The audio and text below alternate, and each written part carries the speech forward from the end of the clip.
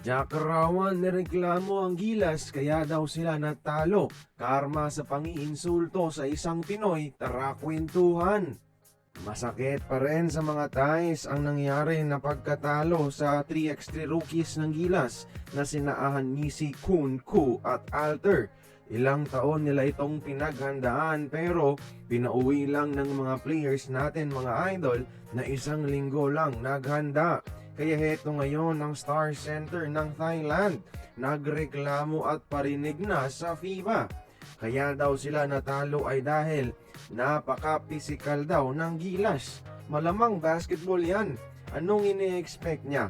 Palibhasa kasi nasanay sa home court magic ng referee na kaunting bangga, foul na kagad.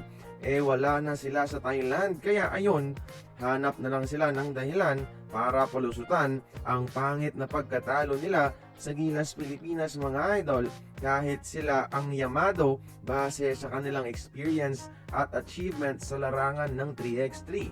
Ika nga ni Jowo, kung ayaw mong masaktan, mag-chess ka na lang.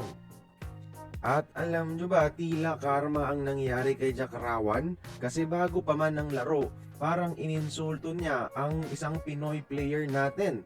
Nirepost niya kasi sa Instagram ang highlight na ankle breaker si Sean Alter mga idol no, at nakaka-insultong emoji pa ang ginamit. Natuwa pa sa nangyari.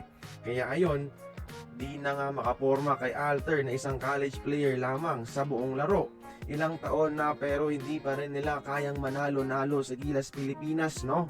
Sa mga reklamo at palusot lang sila magaling at syempre sa kanilang yabang bago ang mga laro. Nakarma tuloy.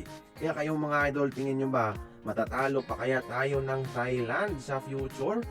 Join the conversation, magkomento lamang sa ibaba.